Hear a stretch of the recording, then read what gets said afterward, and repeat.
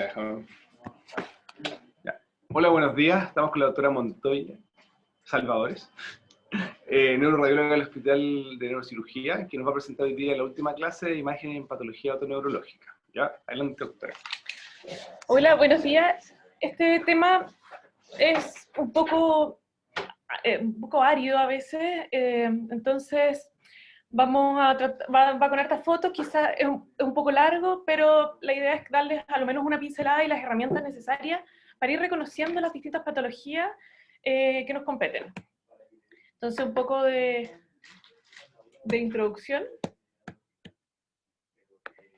En general, cuando queremos evaluar el oído, tenemos dos herramientas principales, el TAC y la resonancia magnética. Y a modo como un poco de cultura general, el primer escáner fue producido por la marca EMI en 1971. La foto no se ve muy bien, pero esa era la calidad de las imágenes.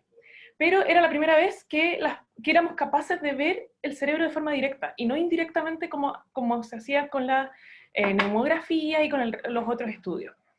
La gracia del TAC de Peñasco es que son cortes muy finos, bajo 1 milímetro, y en general las adquisiciones son como tridimensionales, en un boxer. Entonces podemos reconstruirlos en 3 planos. La ventana de partes blandas aquí a veces nos sirve, en general, para las masas del ángulo pontocerebeloso. El uso de medio de contraste, en realidad, no se ocupa mucho el TAC contrastado, porque rápidamente si queremos ver partes blandas, nos vamos a mover a la resonancia. Y existen dos como subtipos de TAC. No son realmente un TAC, pero nos van a dar mayor precisión en las patologías de oído. Uno es el Dynacity, que es como un escáner hecho con el angiógrafo y que también logra cortes muy, muy finos, submilimétricos, 0.6 milímetros, y va a ser muy bueno para ir a ver dehiscencias del canal semicircular superior, focos pequeños de otoesclerosis, o el Combin. El Combin es aún mejor, porque el Dyna, el problema que tiene es que irradia mucho. El Combin con una baja dosis de radiación, logra también una gran precisión. El Combin es bien conocido en el mundo odontológico, pero cuando se ha usado en oído, tiene muy buenos resultados.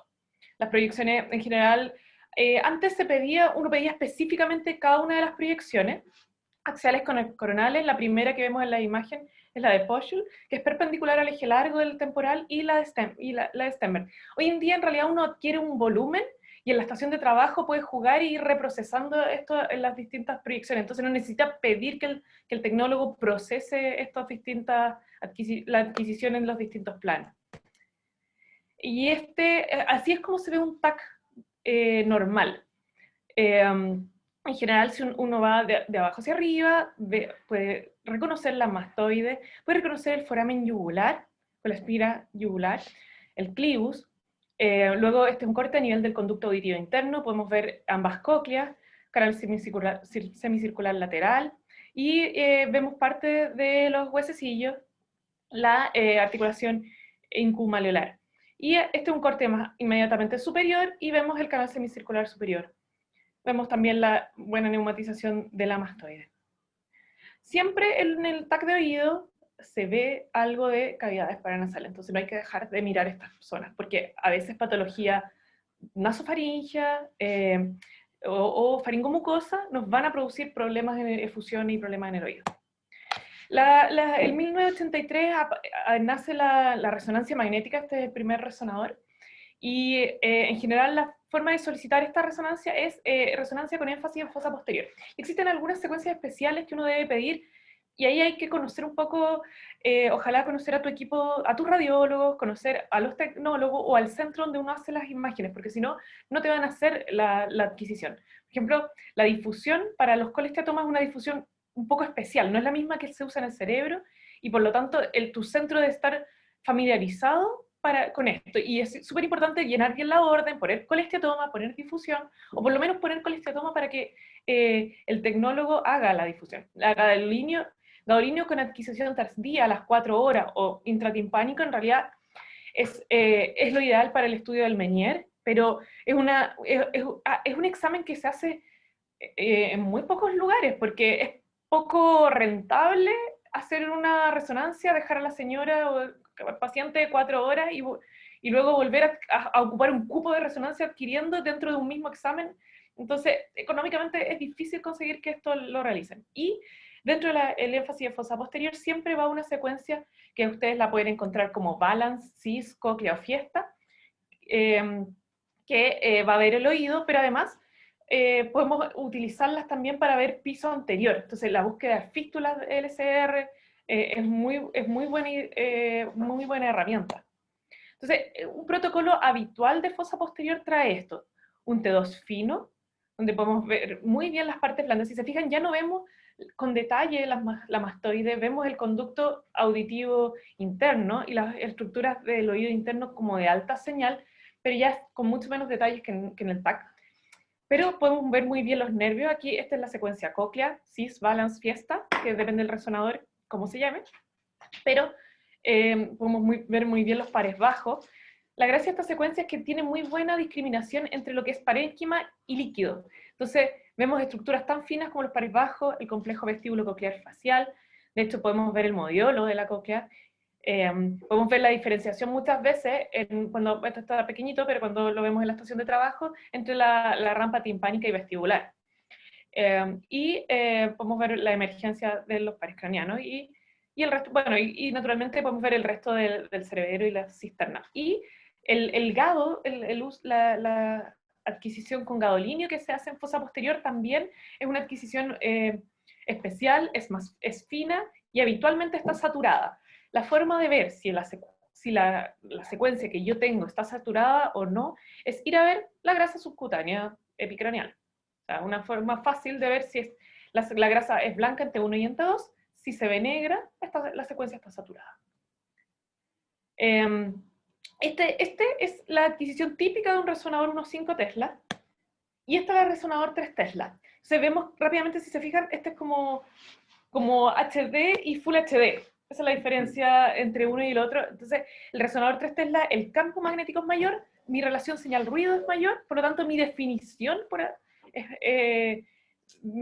de contraste es mayor.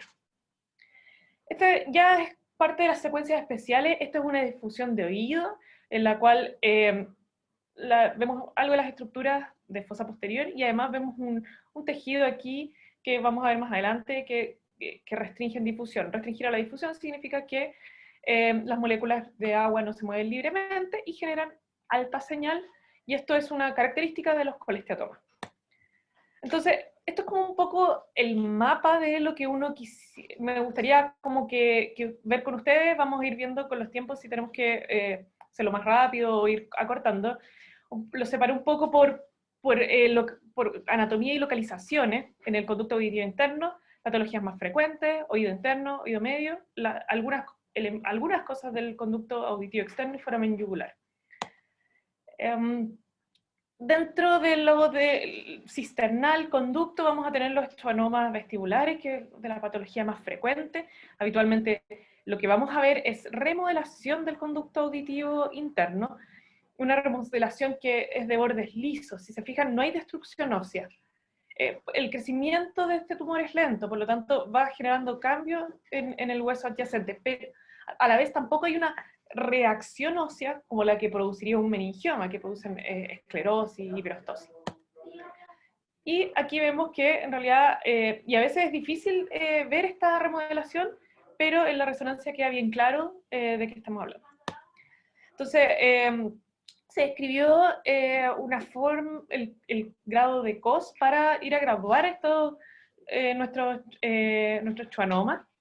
Vamos a tener grado 1, los intracanaliculares. En general, siempre en las secuencias T2 pesado lo vamos a ver como una masa de partes blandas, y al aplicar gadolinio vemos masa hipercaptante, y pueden ser tan pequeños como los que están aquí en las imágenes. El grado 1 intracanalicular. Tenemos grado 2, que ya se extiende a la cisterna, sin contactar el tronco del céfalo. Tenemos grado 3, que ya contacta, pero no lo deforma. Si se fijan aquí, es el mismo paciente en 2 cortes.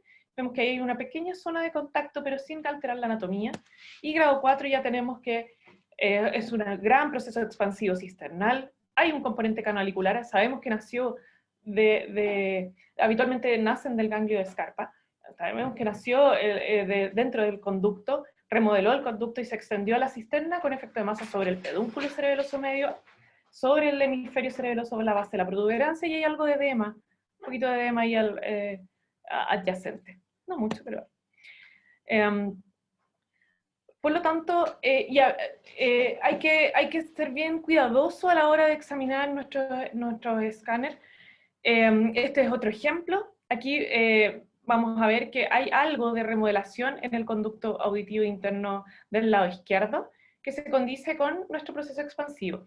Pero si se fijan, la cóclea del otro lado es dimórfica. Está como rara, como que se han perdido la anatomía de la espira media. Fijan que se ve como un corcho ahí. Y ya cuando uno ve esto, amerita ir a hacer una resonancia, va a tener un poco más de definición, y si se fijan, la misma morfología se ha perdido la hiperseñal del LCR. Normalmente el laberinto tiene esta hiperseñal en T2, está ocupado por una masa, y esa masa es hipercaptante. Este es un schwannoma que nació dentro de la cóclea, o un PIES o schwannoma primario intracoclear. Y vemos también que el otro, el que producía remodelación del conducto, además tiene un componente coclear. Por lo tanto, con esto podemos sospechar que este no nació de Scarpa, no nació del conducto, sino que nació de la cóclea y se extendió secundariamente al conducto. Este es uno de los principales diagnósticos diferenciales. En general, lo que uno busca en este caso es tratar de ver si es que hay algo de formación ósea. La hiperestosis, la característica de este tipo de esta patología. Pero si se fijan, ya la morfología es distinta. Hay una base de implantación dural. El componente canalicular es poco. Es como si, en realidad uno dice, el centro de la lesión no está dentro del conducto auditivo interno, está en la cisterna. Y la razón de eso es porque este tumor se origina de la meninge y se ha extendido secundariamente al conducto y ocupa la cisterna y no del conducto. Y este es un caso típico de un meningioma. Los meningiomas habitualmente tienen un pedículo vascular y una amplia base de implantación dural. Este tenía poca hiperostosis, pero habitualmente lo que buscamos es la formación ósea donde está implantado el meningioma.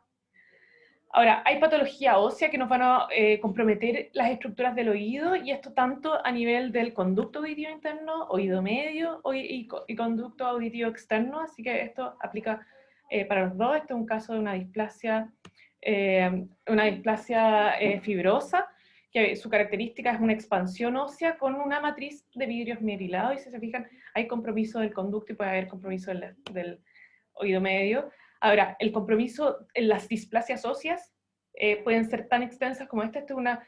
Si se fijan, hay un completo cambio de morfología de nuestro diploide, tabla interna externa.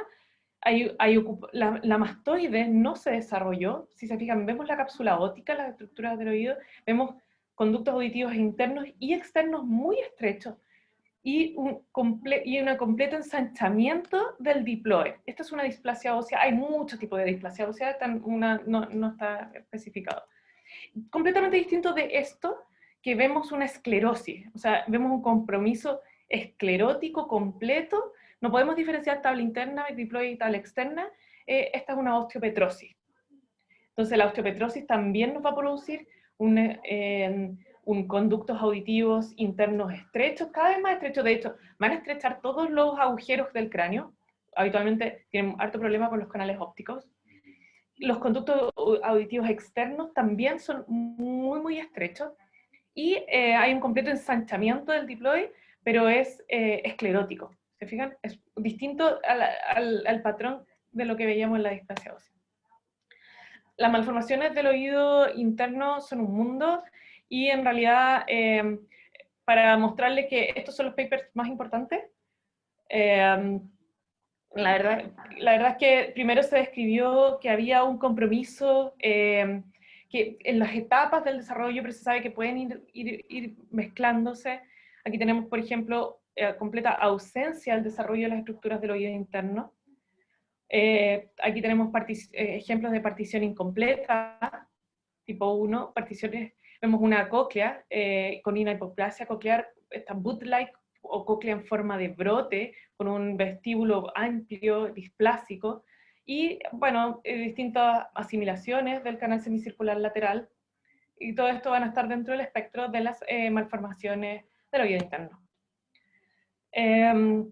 Una patología importante de la cápsula óptica es la otoesclerosis. La otoesclerosis, su nombre confunde un poco, porque la otoesclerosis parte con una lucencia, hay una pérdida ósea inicial. Si se fijan, la cápsula óptica, que es de los huesos más como hiperdensos que tenemos, de las zonas más hiperdensas que tenemos óseas, normalmente esta es su densidad, y fíjense que justo, que es donde clásicamente se produce el foco de otoesclerosis en la físula antefenestra, hay un área de lucencia, de pérdida ósea.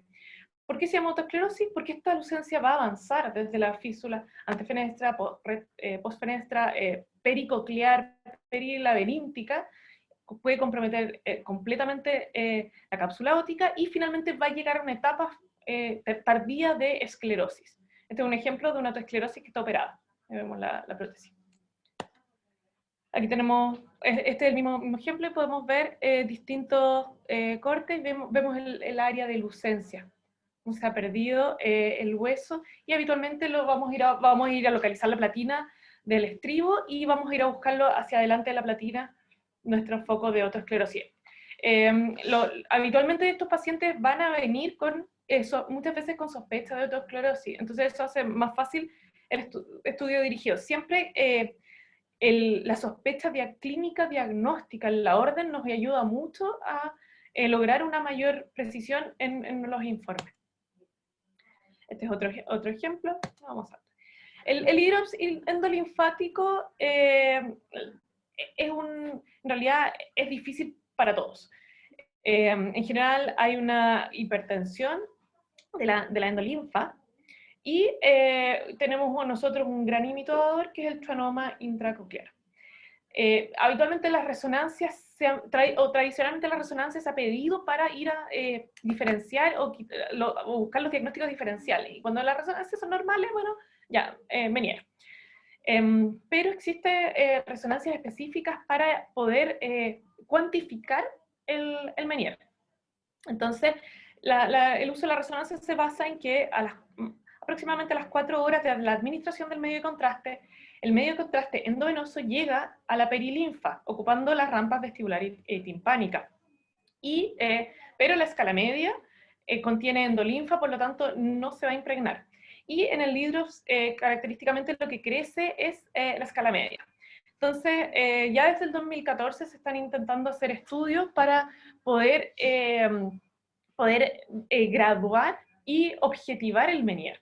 Entonces, este es un esquema que encuentro muy útil, donde vemos las dos rampas, vestibular y timpánica, y la escala media.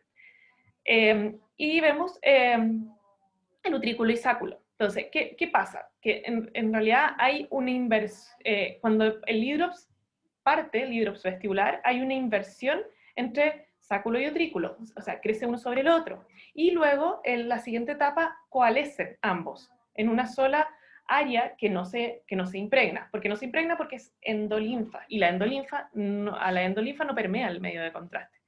Y eso va obliterando progresivamente la perilinfa adyacente hasta que perdemos por completo el laberinto, el vestíbulo, perdón. Y ¿qué pasa en la cóclea? El hidrops puede ser vestibular o coclear, y puede andar un poco independiente uno del otro. La cóclea a la escala media va creciendo. Vemos que inicialmente prácticamente no vemos la escala media, pero que luego empieza a crecer, lo vemos como en forma de cuña, y finalmente como en forma de una banda. Estos son, bueno, y esto mismo es lo que veíamos acá en nuestro rezo contrastada. En el cóclea, esto la verdad es que es muy difícil de ver. Si se fijan, vemos el modiolo, pero el resto de las alteraciones ya no las vamos a discriminar. Y este es un paper que salió en el 2019, que es bastante bonito, y vemos cómo va generándose esta inversión, este es el normal, entre el sáculo y el utrículo, hasta que coalescen y obliteran toda la perilinfa del vestíbulo. Entonces, esto en general, la inversión sáculo-utrículo genera dos signos que es el signo del árbol de Navidad. Estamos en diciembre, así que bien ad hoc, en el cual en la cóclea aparecen las bolitas de Navidad, el aumento de la escala media, y cuando avanza, el signo de la guirnalda es esta escala media que va completamente obliterando al resto de las rampas. El colesteatoma, en general, como yo les decía al principio, necesita un estudio dirigido con difusión. El colesteatoma para los neurólogos es lo mismo que el epidermoide, pero está en el oído en vez de estar en el cerebro. Los colesteatomas en general pueden ser congénitos o adquiridos, cirugía post-trauma son las más frecuentes, y lo vamos a ver como más una ocupación de alta señal que no capta. Para diferenciar esto de una efusión, usamos la difusión. Los colesteatomas no permiten el libre movimiento de las moléculas de agua y generan señal en nuestra secuencia de difusión, y así podemos reconocer las áreas de colesteatoma versus las áreas que pueden ser o efusión o fibrosis o tejido postquirúrgico. Existen algunos falsos positivos y falsos negativos. Habitualmente cuando son muy pequeños son difíciles de localizar, y a veces la difusión también es positiva en tumores altamente celulares. Por ejemplo, en un carcinoma escamoso del conducto auditivo interno también va a tener alta difusión, entonces, y va a producir también reabsorción y destrucción ósea. Por lo tanto, también va a ser un buen diferencial. Sin embargo, en el carcinoma escamoso 1 habitualmente va a haber una masa. Acá es como un tejido que se va comiendo el hueso, y por lo tanto uno de los principales hallazgos en el escáner va a ser la erosión del escutum y la ocupación del espacio de Prusa. Uno puede hacer cosas tan bonitas como esta, que es una fusión. Entonces yo le puedo decir a los colegas, mira, de todo esto que brilla, que parece fusión, cualquier cosa líquido en el oído, restringe la difusión, por lo tanto y aquí te lo puedo localizar anatómicamente, es mi área donde está mi colesteatoma, y el resto es líquido que rodea el colesteatoma. Dentro del oído medio tenemos algunas patologías como postraumática. Siempre hay que mirar bien las articulaciones de la cadena osicular, y aquí tenemos una separación de la articulación incumaleolar, y se fijan que hay un gap. Bueno, quizás es difícil en la previsión, pero hay un gap. Si se fijan al otro lado, se ve una buena articulación, y aquí vemos una banda, un gap entre la articulación. Esto es un paciente con un trauma a derecha que venía con sospecha de luxación, y la confirmamos con escáner. Dentro de los tumores del oído interno, habitualmente los glóbulos timpánicos nos llegan como una masa pulsátil azul, ops glomus, y su característica es un tejido en escáner de partes blandas que nace de la base del promontorio. Es eso chiquitito de ahí, que hasta ahí podría ser, no sé, cualquier cosa, secreciones, cualquier cosa, pero cuando uno hace la resonancia vemos que este tejido capta. Entonces, si se fijan, el oído, habitualmente hay algunas cosas que naturalmente captan el oído, algunas partes del trayecto facial son eso, pero no vemos captaciones ni en la cóclea ni en la cavidad timpánica. O sea, si vemos una masa de partes blandas haciendo el promontorio que capta, eso es un globus timpánico, y pueden ser tan grandes como este, y pueden ir extendiéndose hacia el conducto auditivo externo, ir erosionando, llegar hasta el foramen yugular. Vemos que ha erosionado. Esta es la resonancia, y vemos que en realidad aquí tenemos contenido de alta señal, efusión, luego un contenido de baja señal, esta es una masa, y que capta. Y este también era un globus, este es el globus timpánico que nace del oído medio, pero ya se ha extendido más allá, y pueden llegar hasta el cuello suprayoide. Habitualmente los globus son hipervascularizados, se les puede hacer angiografía, y se pueden hacer embolizaciones prequirúrgicas para evitar el sangrado intraoperatorio. Dentro del conducto auditivo externo, en realidad, muchas patologías. Este es un paciente que cortesía del Leo, que le sacó la conchita que tenía en el CAE, y que se la encontramos en un escáner por control. Este es un ejemplo de una exostosis del conducto auditivo externo, es característica de los nadadores.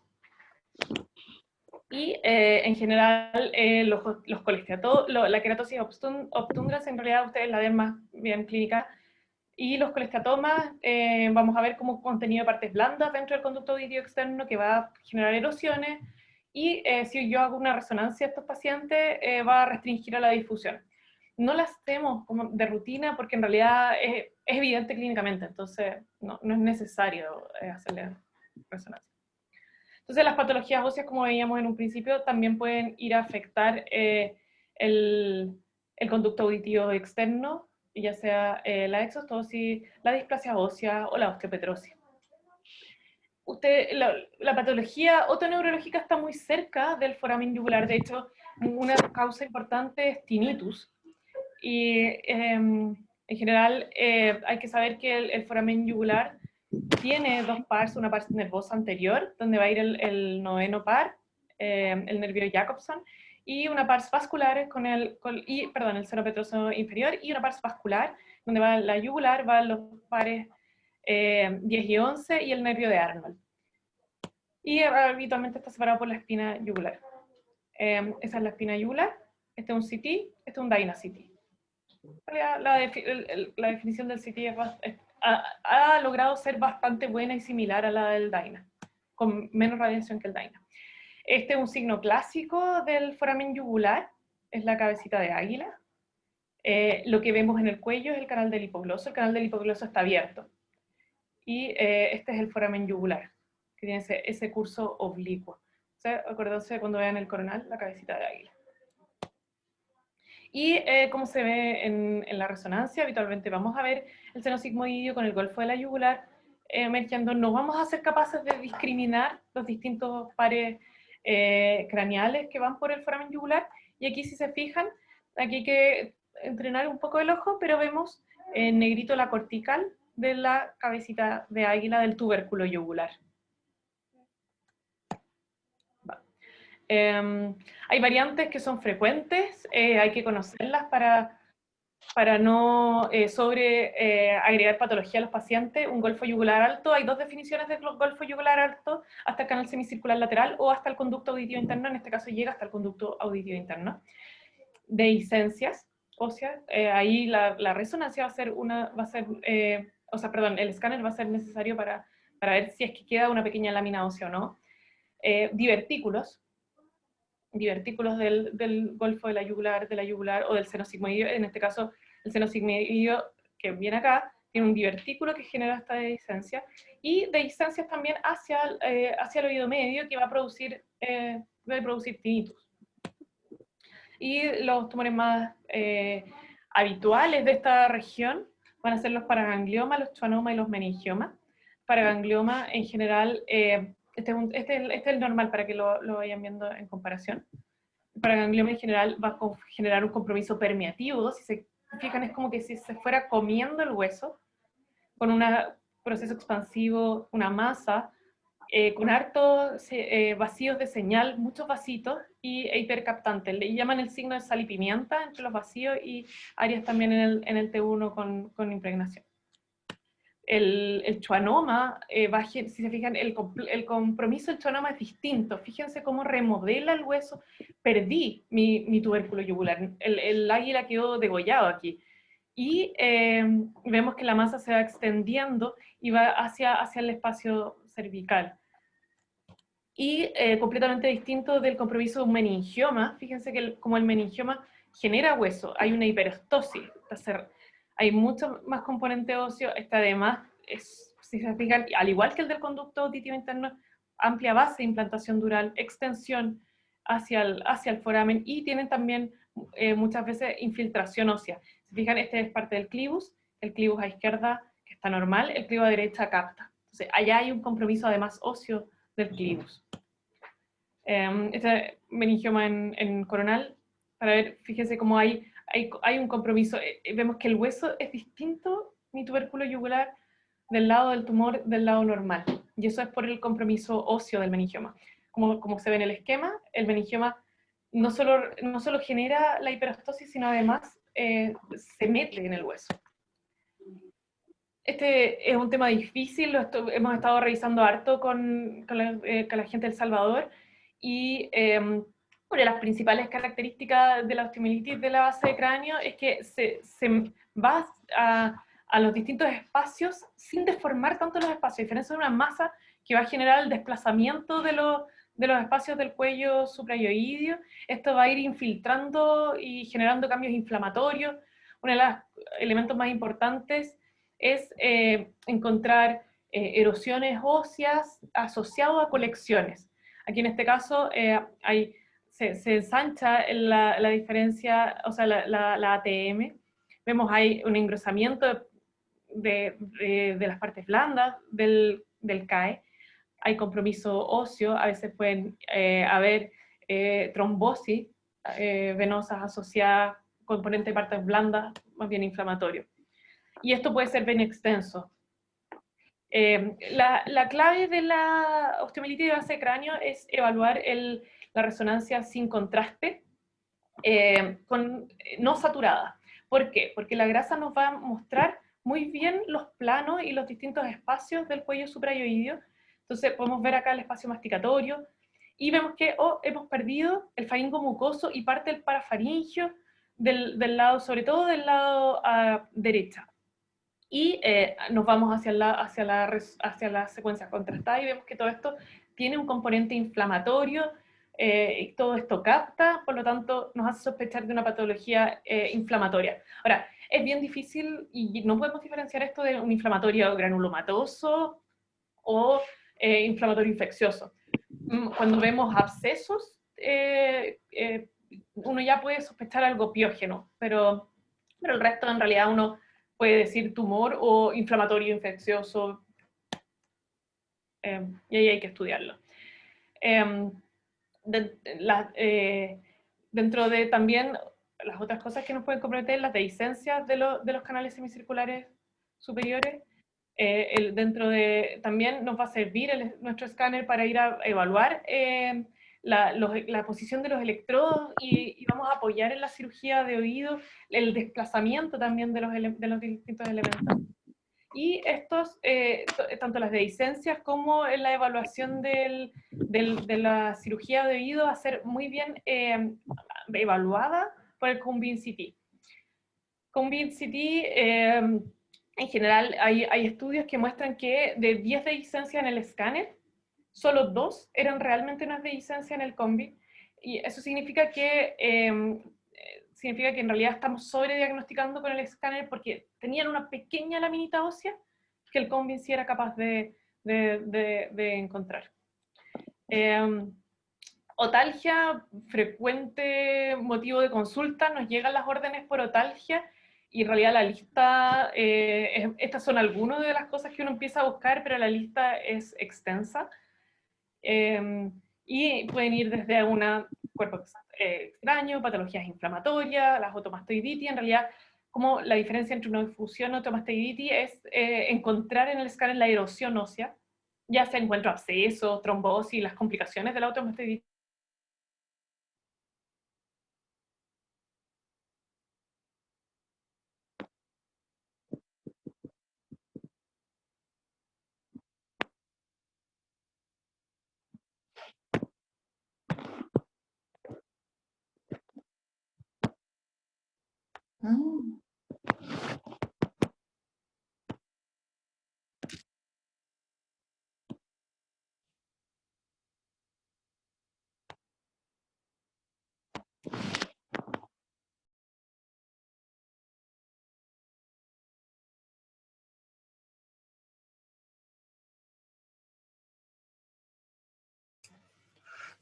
Se ve la conexión, estamos iniciando nuevamente.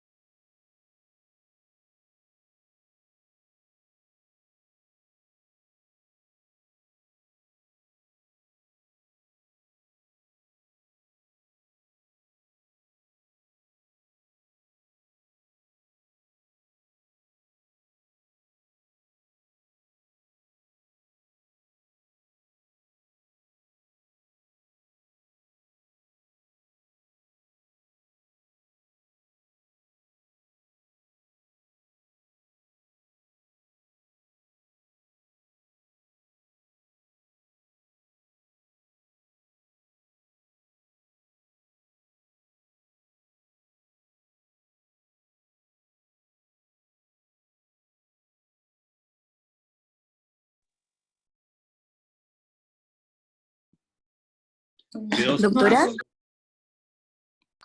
no se escucha. Ah, perdón. Ahora sí. Entonces, lo que decíamos es a recordarse de que pueden haber, las otalgias 50% son referidas, buscar los cambios en la ATM. La ATM igual es frecuente que tenga cambios degenerativos y que no tengan tanto significado patológico. Buscar ir a evaluar la nasofaringe y algunas, acordarse que pueden ser focos dentales de otalgia. La otomastiditis, como les decía, buscar la coalescencia y las erosiones óseas. Aquí vemos áreas de solución de continuidad y coalescencia de la saldilla.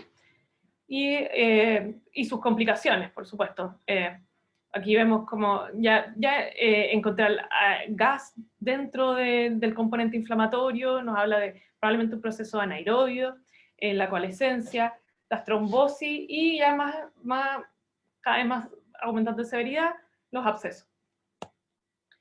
El síndrome de Eagle, que también puede causar otalgia. Y bueno, en realidad dentro de la patología otoneurológica tenemos muchos más temas en común y cosas que hablar. Tenemos todo lo de cavidades, ATM, cuello suprayoideo y los conflictos neurovasculares que muchas veces también son parte de la patología, se comparten un poco con la patología neurológica y de otorrino. Dentro de la ATM, recordad que igual tenemos este es otro tipo este es un escáner, si se fijan, con contraste intratecal, una cisternotac, y es una herramienta para ir a buscar las fístulas de líquidos cefalorraquídeos, se inyecta intratecal, una PL, y vemos que ya podíamos sospechar con este escáner que hay una dehiscencia ósea, el canal de Stenberg, y vemos que al administrar contraste intratecal, aquí se llenan las cisternas, vemos cómo pasa este contraste directo al seno esfenoidal. Y eso nos ayuda a diferenciar ante sospechas de fístula, cuando vamos a tener solo, no sé, patología inflamatoria, si se fijan aquí hay contraste intratecal, pero nada pasa a las cavidades, o cuando efectivamente sí tenemos una fístula. Ahora, siempre, o sea, es mejor que estos pacientes con fístula haya sido estudiado el líquido de la rinorrea o otorrea, otorraquia, de la rinorraquia o otorraquia, y tienen que ser pacientes que no estén cursando con una meningitis, porque si uno pone contraste intratecal en un paciente con una meningitis, va a generar una aracnoiditis, un componente inflamatorio, por el componente inflamatorio del contraste. Y por último, recordar que en realidad esto es un trabajo multidisciplinario, es un trabajo en equipo, entonces siempre la buena comunicación del equipo es lo que va a mejorar los resultados tanto de los radiólogos como para los clínicos. Eso, muchas gracias. La foto buena. ¿Cómo lo hacemos? Ponte silencio un poquito, ¿no? Déjame. Buena foto. Ahí sí. Ahí sí. Sí. Así volumen ese otro. ¿Ahí me escuchan? Sí. Sí. Ya, sí. No, muchas gracias a la doctora Montoya, que nuevamente nos deleita con sus imágenes y sus explicaciones. Creo que lo dijo la doctora al final es lo más importante, y que esté con nosotros compartiendo es parte fundamental del equipo, de la visión de este equipo por lo menos, de que este trabajo es multidisciplinario, que acá aprendemos todos, y intentamos enseñar un poquito lo de nuestra parte, podemos a los otros especialistas, subespecialistas, qué sé yo, y el trabajar con los neuroradiólogos para nosotros ha sido re importante, históricamente hablando, porque hemos permitido mejorar mucho nuestra capacidad diagnóstica, nuestros manejos y nuestro control de nuestros pacientes. Entonces creo que es re importante como mensaje para ustedes, además del tema como académico de todo lo que mostró la Fran, el concepto de que hay un montón de cosas por aprender y un montón de cosas que tenemos que empezar siempre a hincar el diente, y las imágenes obviamente son parte fundamental de nuestro manejo de nuestros pacientes. ¿Alguien tiene alguna pregunta para la doctora? ¿Algún comentario? Muy buena tu clase, Francisca. Muchas gracias. Sí, pues siempre la neuroradiología es son nuestros súper amigos en el fondo, porque tenemos un montón de pacientes adentro y afuera del instituto con los que nosotros acudimos para su experticia, digamos, para que nos ayuden a mejorar diagnósticos efectivamente y a dar mejores tratamientos. También ahí conversamos a veces cómo podríamos abordar esto, ¿te parece por aquí, te parece por allá? Entonces es un súper complemento. Y todos ahí están súper dispuestos, así que la verdad es que se agradece siempre la buena voluntad de ayudarnos. Así que el trabajo en equipo es espectacular, y esa foto de esa cena fue muy buena porque esa cena fue espectacular. ¿Cómo termino?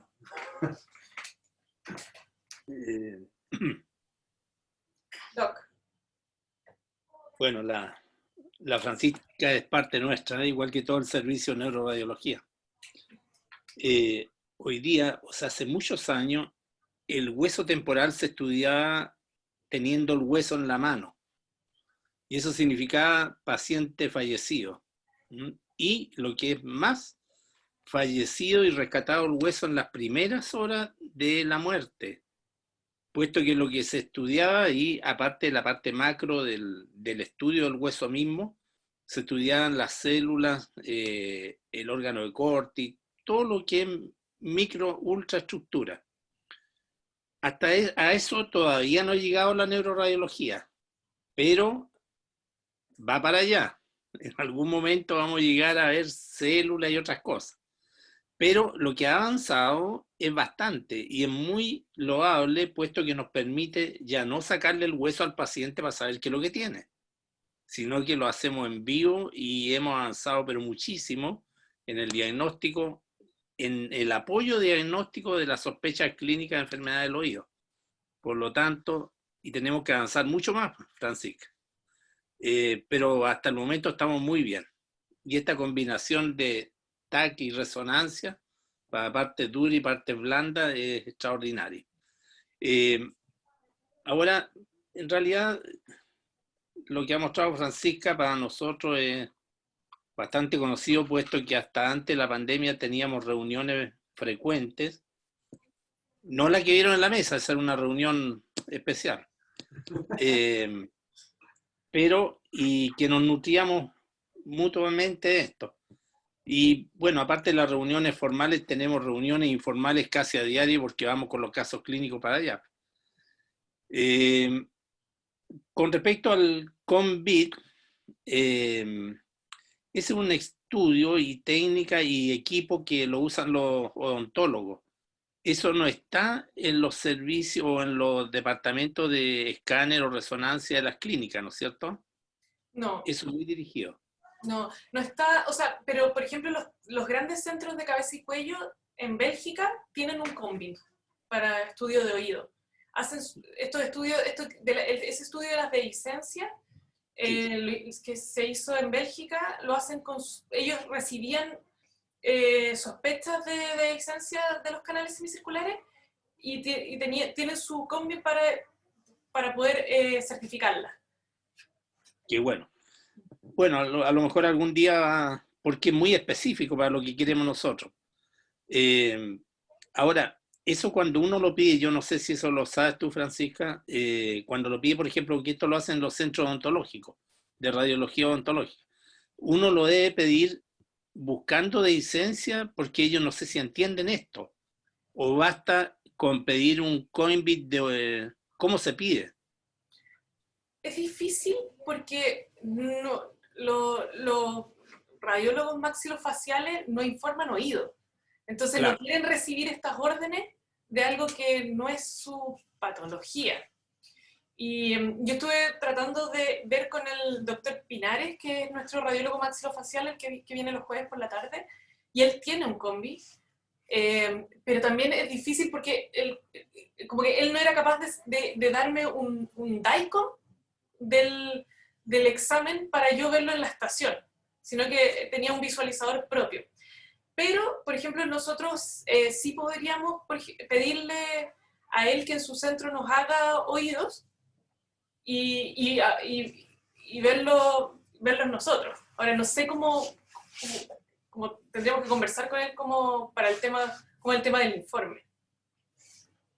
Claro, porque esa es la parte práctica. Y por último, no nos interesa el informe a nosotros, que por lo demás él puede ir aprendiendo, puesto que nosotros tenemos la clínica y por eso que estamos pidiendo. Claro. Y el resto, bueno, hacemos camino al andar. Vamos viendo cómo es la cosa. Ahora, en la licencia, por ejemplo, uno ve en el corte de Polch, en la proyección de Polch, ve que realmente el canal podría estar dehiscente, ¿no es cierto? Independiente que pudiera tener una cascarita de hueso, que no la vemos, pero en la parte macro se ve como dehiscente. Esto complementado con una reconstrucción de resonancia entre dos, podría mostrar un aplanamiento o alguna irregularidad del canal en su domus en la parte más alta. Una irregularidad. Yo creo que es difícil de verlo. Sí. Bueno, igual, o sea, siempre se puede intentar, porque en el cóclea vamos a ver la hiperseñal del LSR y la del canal. Y buscamos una banda hipointensa que es el hueso entre ambas estructuras. Entonces, uno puede intentar verla, pero no es tan fácil por ser estructuras pequeñas. sí. Bueno, muchas gracias, Francisca, una vez más. Muy bonita tu presentación. Como queda grabada, los que tengan interés, obligación para los otorrinos, interés para los neurólogos, pero para los otorrinos obligación, hay que repetirla, hay que escucharla, hay que verla. Está muy bien. Muchas gracias. Muchas gracias, Doc, y gracias por la invitación. Y cualquier duda que tengan o que cuando tengan casos, siempre son bienvenidos al servicio. Eso lo sabemos y muchas gracias. Sí, muchas gracias. Sí, está grabado ahora la Fran, sonó. Se matriculó en vivo, directo y quedó grabado. Yo exactamente no. Laura también una de la semana dice, ya no viene como antes. ¿Alguna otra duda, comentario de los doctores? Si no, la doctora Walker nos va a comentar el tema del martes 8. ¿Alguna otra duda? ¿Consulta? ¿No? Katy, cuéntenos. Ya, bueno, el martes vamos a hacer la prueba, que va a ser una prueba muy sencilla, y vamos a hacerla a las 10 de la mañana. A esa hora les voy a mandar, vamos a hacer una reunión Zoom y les voy a mandar el link, ¿ya? Para que puedan dar la prueba. Así que eso, un buen fin de semana, repasando un poquito. Y bueno, nos vemos el martes nomás. Eso. ¿Cuántas preguntas van a hacer más o menos? ¿Cuántas preguntas van a hacer más o menos? Son 2 por clase. Ya, perfecto. Gracias. O sea, son como 40 minutos, 1 hora. Más o menos. Llevan 48 preguntas. Claro, más o menos. Y al terminar con el pisco sour ya se... Un cóctel al final. No, en algún lado a mediodía. ¿Cómo es el sistema? Yo la verdad que nunca he visto una prueba por Zoom, pero tú planteas la pregunta y tienen que responder al tiro, inmediatamente. O sea, yo pongo el link y ellos ahí empiezan con la prueba y terminan en la hora que acordamos, digamos, y ahí se apaga la prueba. Ah, ya, o sea, pueden pescar los libros, las clases y todo, revisar ahí. Sí, pues, salvo que tendremos que ponerle una cámara para mirarlos. No, es que yo pensé que era, por ejemplo, yo le digo, cuenten hasta 10, 1, 2, 3, 4, 5, 6, 7, 8, 9, 10, listo, pasamos. Segunda pregunta, cuenten hasta 20. Como oral, dice usted. Claro, entonces ya no hay posibilidad de volver atrás. Claro, en esto habitualmente la prueba va en etapas, digamos, como por cantidad de clases, o se puede hacer así y hacerla como en módulo, De manera que uno hace unas 5 y después pasa y no puede seguir, no puede volver atrás, digamos. Es como una Claro. encuesta, al fin. Es como cuando una respuesta responde encuesta al final. Claro. Yo O se la puede encuesta hacer toda de un como viaje, digamos, que no haya interrupciones. Yo de pisco sabor es solo. Así Ya, que, por favor, a los que no han mandado las preguntas, acuérdense. La Fran. Ah, sí. La Fran, por ejemplo. Son 2 preguntas sencillas de la clase. Pueden ser alternativas, de imágenes. Yo diría para la indicar Fran, cosas. preguntas bien prácticas.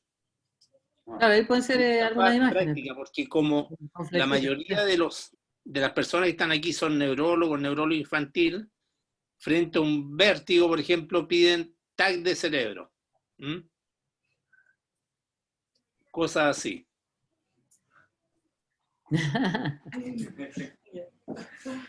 Sí, así que bueno, ahí hay libertad para la Claro, pregunta. por Así. supuesto. Pero el espíritu es precisamente que hayan aprendido lo básico Sí, pues. Entonces puede ser respuesta corta, y lo práctico. escrita o alternativa o imágenes. Súper. Entonces, nos vemos el martes. Chao, chao. Doc, no, antes que recuerdes terminar de subir las clases, porfa. Para poder... ¿Todo arriba? Sí. ¿Falta la hoy día? ¿Falta la hoy día nomás, doctora? Ah, ya, perfecto. Están en el Sí. segundo piso. Lo que sí es una clase que está subida 2 veces. Y no sé si cuál es la que falta. La de estudio de hipoacusia en niños. Ya, voy Está a revisar ahora si es que falta alguna, pero creo que no, que falta solo. Está repetido el número, pero nos falta otra que la hoy día. Vamos a revisarlo ahora, doctora. No hay problema. Ya, muchas Vale. Ya. La Carolina.